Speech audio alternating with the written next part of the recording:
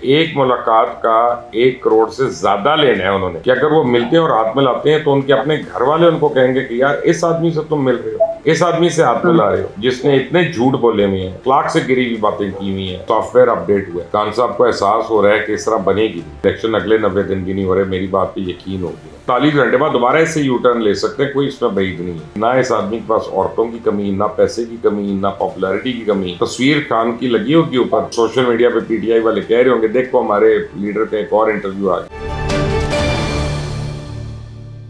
अस्सलाम वालेकुम नाज़रीन, आप देख रहे हैं मुबश्शिर लुकमान यूट्यूब चैनल। मैं हूं महविश तबस्सुम। नाज़रीन, खान साहब के करीबी साथी एजाज चौधरी साहब की एक शख्स के साथ ऑडियो लीक हुई है और उस ऑडियो में वो कह रहे हैं कि जी खान साहब के साथ मुलाकात का 1 करोड़ रुपया। मुबश्शिर साहब, आपने भी सुनी होगी वो ऑडियो, क्या हकीकत है सर इस ऑडियो की? गंदा है पर धंधा है, बेसिकली ये इसकी असलियत है और हकीकत है। देखें, खान साहब तो सारे काम कौम के लिए करते हैं, फिर पैसों की क्या जरूरत पड़ गई उनको? आपको याद हो ना कि एक खबर भी लीक हुई थी कि बनी गाला से 50 करोड़ रुपया जो है बेसमेंट से गायब हो गया। तो सवाल हो रहा था कि ये पैसा कहाँ से आता है। तो वो यही बातें हो रही थी कि लोगों से मुलाकातें कराने की ये पेमेंट लेते हैं भाईजान। जिसकी भी मुलाकात कराई जाती है उसे लिया जाता है। अब आपको पता चल गया कि एक मुलाकात का 1 करोड़ से ज़्यादा लेना है उन्होंने, जो इसमें पूरी बात हो रही है। टिकट के अलग पैसे देने हैं, यानी अगर 571 उम्मीदवार हैं सूबाई असम्बली के, 2 के, अब पंजाब और केपी के, तो 19 अरब तो यही बन गया। क्योंकि 5-5 भी अगर उम्मीदवार आते हैं, एक तहरीक इंसाफ के पास तो इस वक्त 10-10 लोग लाइन में खड़े हैं टिकट लेने के लिए। तो आप, मैं 36 अरब नहीं कह रहा, मैं कह रहा हूँ 19 अरब 18 अरब तो यही बन गया। उसके बाद जब सिंध के और बलूचिस्तान के टिकट देने हैं, फिर आज़ाद कश्मीर के देने हैं। सरदार तनवीर इलियास का आपको पता है कि उसने कितने बिलियन रुपए दिए थे वजीर आजम बनने के लिए, और उन्होंने अपने ही वजीर आजम को डीसीड कर दिया कि उनको साथ से पैसे पकड़ लेते। करप्शन के किंग है, उनको सियासत में आने की क्या जरूरत? असेंबलियां तहलील करते हैं, 50-50 अरब रुपया बना लेते हैं। असेंबलियां में वापस आते हैं, अरबों रुपया बना लेते हैं। तो पैसे की तो जरूरत ही नहीं है उसको, उसके पास तो अल्लाह का दिया सब कुछ है, ठीक है। और उसी सब कुछ में उसकी हवस खत्म नहीं होती है। बहरहाल डोनेशंस पे अलग लेने हैं, चैरिटीज़ पे अलग लेने हैं, शौकत खानम के लिए अलग लेने हैं, पार्टी के लिए अलग लेने हैं, अपने लिए अलग रखने हैं। उसमें से यही लोग हैं ना जो कौम की खिदमत करने आते हैं। बहरहाल अल्लाह की ज़ात बेनियाज है, एक एक करके सबको वो बरहना कर रही है, हमारे सामने कपड़े उतार के खड़ा कर रही है और हम उनकी असलियत देख रहे हैं। उससे 10 मिलियन कह रहे, 10 मिलियन से तो ज़्यादा हो, ये तो मिनिमम है, यानी डिमांड ये हो रही है। देख लें आप, ये करतूत आप देख लें और अपनी फैमिली के व्हाट्सएप में जरूर डालना वो ऑडियो, मैं आपको भेज देता हूँ। जी जी sir. Chief justice Umar Ata Bandial साहब को मिलिट्री की तरफ से सिक्योरिटी सूरत हाल पर ब्रीफिंग मिल चुकी है। अब क्या वो स्टेट बैंक की तरह जीएचक्यू को हुक्म दे सकते हैं कि हर सूरत फौज के लिए जो है वो फौज दी जाए, मतलब इलेक्शंस के लिए? हुक्म देने को जिसको मर्जी दे दें यार, लेकिन बात यह है कि वो ये भी हुक्म देना पड़ेगा कि कश्मीर को खाली कर दो या वजीरिस्तान को छोड़ दो या बलूचिस्तान से फौज वापस बुला लो, फिर चीफ जस्टिस वहाँ की हिफाजत पूरी करेंगे या बाकी उनके 3 मेंबर्स जो हैं वो करेंगे, 2 मेंबर्स। ऐसे थोड़ी चलता है काम। I mean, you can't do that. And ज़्यादा वो ये कह देंगे कि भाई मैंने कहा था ये नहीं हो रहा। और बहरहाल बंदयाल साहब के पहले भी कुछ फैसले हैं, मुझे पता चला है, लाहौर में भी, हाई कोर्ट में भी और सुप्रीम कोर्ट में भी, जो उनके अहकामात पूरे नहीं हुए, उन पर अमल दरामद नहीं हुआ, तो उनके लिए it will not be anything new जो उनको पता नहीं चला। फिक्र ना करें, अब देखते हैं कल क्या करते हैं। कल का दिन बड़ा अहम है। सर, खान साहब और बुशरा बीबी के खिलाफ जो इद्दत वाला केस है उसमें अहम पेशरफ्त हुई है और सुनने में ये आ रहा है कि जो खान साहब के करीबी दोस्त हैं ऑन चौधरी साहब, वो वादा माफ गवाह बनने को तैयार हैं। सर, आपके पास है ऐसी कोई इत्तला? दोस्त तो नहीं है और अब तो बिल्कुल नहीं है, लेकिन बहरहाल ऑन उनके साथ होते थे। और दोस्ती तो दोनों साइडों की होती है, ये नहीं कि ऑन ने दिल से दोस्ती की तो इमरान दोस्त हो गए। इमरान खुद से दोस्त समझेगा तो फिर दोनों की दोस्ती मानी जाएगी ना। ऑन क्योंकि गवाह था, मुफ्ती सईद के मुताबिक जुल्फी बुखारी और ऑन चौधरी जो हैं वो गवाह थे उस निकाह के। अच्छा। तो हो सकता है कि अदालत उनको तलब कर रही हो। जहाँ तक मैं ऑन को जानता हूँ जाती तौर पे, मैं ऑन चौधरी को मैं ये गारंटी दे सकता हूँ वो खान साहब की जाती बातें कभी भी नहीं करेगा, किसी के आगे नहीं करेगा। अच्छा। और ये खान साहब को ये बड़ी श्योरिटी है कि इन लोगों में इज्जत बाकी है जिनसे वो डील कर रहे हैं, खुद उनमें हो ना हो दूसरों में है। लेकिन ये कि अदालत अगर बुलाती है तो गवाही तो दे सकता है, वो तो मुद्दई अब देखते हैं क्या होता है वहां पे। लेट्स सपोज सर वो गवाही दे देते हैं, तो फिर आपको लगता है कि इस केस में खान साहब को कोई सजा हो सकती है? सजा इतनी नहीं होगी जितनी प्रॉब्लम्स होंगी, क्योंकि मेरा ख्याल है कि सजा क्या होनी, वो कह देंगे कि जी मुझे इल्म नहीं था, तो फिर बुशरा बीबी को होगी, सिर्फ उनको तो इल्म था ना, उनकी तो इद्दत थी। तो बात यह है कि फिर ताज़ीरात पाकिस्तान के मुताबिक, हदूद ऑर्डिनेंस के मुताबिक फिर उन पे केस हो सकता है, और फिर वो केस चलेगा, तो केस चलेगा, साबित होगा, सजा तो बड़ी बात की बात। सर इत्तेहादी जमातों का इजलास हुआ और उसमें तो खान साहब के साथ मुज़ाकरात के हवाले से फूट पड़ चुकी है। JUIF नहीं चाहती कि खान साहब के साथ मुज़ाकरात हों, जबकि बिलावल भुट्टो ज़रदारी इस हक में है।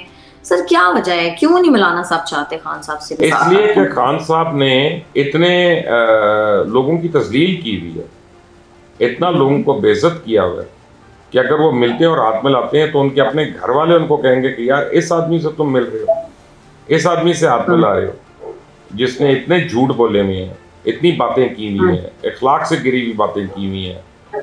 उसकी पार्टी आज भी करती है वो इखलाक से गिरी हुई बातें, उसके लोग करते हैं, ये प्रेशर्स है उनके ऊपर। बहरहाल बिलावल भुट्टो का जहाँ तक ताल्लुक है, तो पाकिस्तान में अगर सेकुलर जमात है और वो वाकई जमहूरियत में यकीन रखती है, तो पीपल्स पार्टी का नाम सबसे ऊपर आएगा उन सारी जमातों में। कभी भी मुज़ाकरात का हल है, या मुज़ाकरात जो अपने दामन से नहीं उसको जाने देते, अपने हाथ से नहीं उसको छोड़ते, क्योंकि जब डायलॉग नहीं होता तो फिर आप तीसरी कुव्वत को दावत दे रहे होते हैं, और यही आसिफ जरदारी साहब ने हामिद मीर साहब के इंटरव्यू में भी कही थी बात है। तो बहरहाल अब देखते हैं, इस बात पे उनकी दो आरा हैं और PDM इस पे डिवाइडेड है। बिल्कुल। तो सर PDM ये जो डिवाइडेड है, इस डिवीजन की वजह से कहीं फूट बढ़ तो नहीं जाएगी इत्तेहादी जमातों में? मुज़ाकरात नहीं होंगे ना, और तो कुछ नहीं होगा, और किसी चीज में फूट नहीं है। अच्छा। और जो बातें इमरान खान कर रहे हैं उनके साथ मुज़ाकरात करेगा कौन? इमरान खान की गारंटी कौन देगा? सर लेकिन सियासत में इस तरह की बातें तो सब करते हैं। नहीं, अपना जिस तरह की डिमांड्स वो कर रहे हैं, मिलने से पहले कौन मिलेगा? सर खान साहब की एक तकरीर गर्दिश करी जिसमें वो कारकुनान को फौज के खिलाफ बात करने से मना कर रहे हैं। क्या लगता है आपको, ये U-टर्न है या फिर खान साहब वाकई अब फौज की रिस्पेक्ट? मुझे तो लगता है सॉफ्टवेयर अपडेट हुआ है, खान साहब को एहसास हो रहा है कि इस तरह बनेगी नहीं और बात चलेगी नहीं, और उनको अब यकीन हो गया कि इलेक्शन अगले 90 दिन भी नहीं हो रहे, मेरी बात पे यकीन हो गया, इसलिए U-टर्न लिया और दिखाने के लिए लिया है ये भी, क्योंकि वो अपनी 24 घंटे 48 घंटे बाद दोबारा इससे U-टर्न ले सकते हैं, कोई इसमें बईद नहीं है। देखते हैं, और अगर मुज़ाकरात उनके ना हुए और कामयाब ना हुए तो पुरानी कहानी तो वैसे ही दोबारा शुरू हो जाएगी। फिक्र ना करें कि उसने नहीं होने दिए, उसने नहीं होने दिए, उसने नहीं होने दिए, तो डर्टी हैरी भी आ जाएगा। नए आर्मी चीफ तो जब आए थे तब भी खान साहब उनकी तारीफ कर रहे थे। मैंने आपको कहा था, पेश गोई की थी आपको मैंने इसी शो में, जी करेंगे, और मैंने कहा था 2 हफ्ते के बाद बुराइयां भी करेंगे। यार आप देख लें कितने टाइम में उन्होंने शुरू कर दी बुराइयां, लेकिन अब दोबारा भी तारीफ करें। तारीफ के बाद बुराई भी हो सकती है, मुज़ाकरात ना हो तो फिक्र ना करें।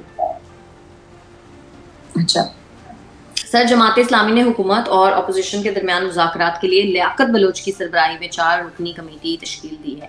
सर अब इत्तेहादी जमातें ज़ाहिर में तो इख्तलाफ है, अब जमात इस्लामी अभी भी ज़ाहिर कोशिश कर रही है, आपको लगता है कि जमात इस्लामी की कोशिश कामयाब होगी? देखिए, जमात इस्लामी में सारे बड़े सीजन पॉलिटिशियंस हैं, और ये लियाकत बलोच साहब जो हैं, अमीरुल अज़ीम साहब जो हैं, ये सारे लोग जो हैं, ये स्टूडेंट पॉलिटिक्स ऊपर आए हैं, तो उन्होंने गर्मी सर्दी भी देखी, हर तरह की चीज़ उन्होंने अपनी पॉलिटिक्स में देखी हुई है, जेलें भी देखी हुई हैं, मुश्किलें भी देखी हैं, विक्ट्रीज भी देखी हैं, डिफीट्स भी देखी हैं, तो ये बड़े सीजन लोग हैं, ये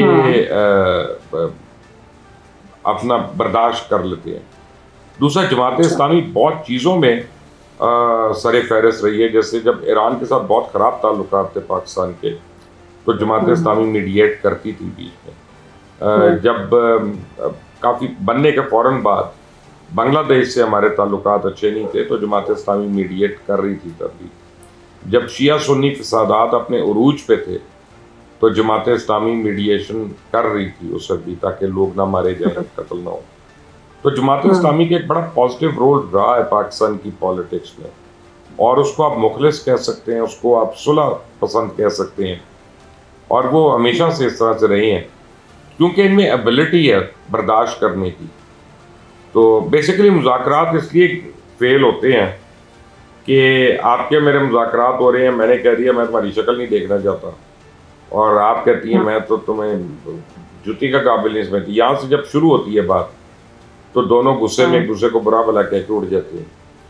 तो जमात में ये हौसला है कि वो अलग अलग दोनों की बातें भी सुन ले तीनों की, और उसके बाद वो बात आगे कन्वे भी ना करे, और गुस्सा निकाल कर उनकी गर्मी निकाल कर फिर उनको सामने टेबल पे बिठाए।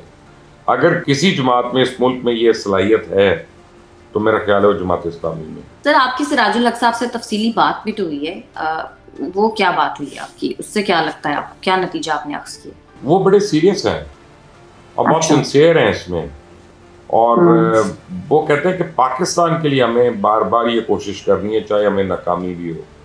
तो वो इस पर परसिस्टेंट भी हैं, और मैं सिराजुल हक साहब को ज़ाती तौर पे भी जानता हूँ, और मैं आपको गारंटी कर सकता हूँ कि उनके पाए का कोई ऑनेस्ट आदमी नहीं होगा हमारी सियासत में।